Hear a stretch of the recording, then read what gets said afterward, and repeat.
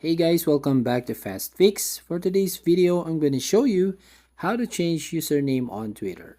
So first, open your Twitter app as you can see on your screen right now. So all you're going to do is tap on the profile icon at the top left corner of your screen. Now at the bottom, you will find Settings and Support. So tap that Settings and Support and then scroll down and tap on Settings and Privacy. Now under the settings, I want you to tap on your account. Now under your account, tap on account information.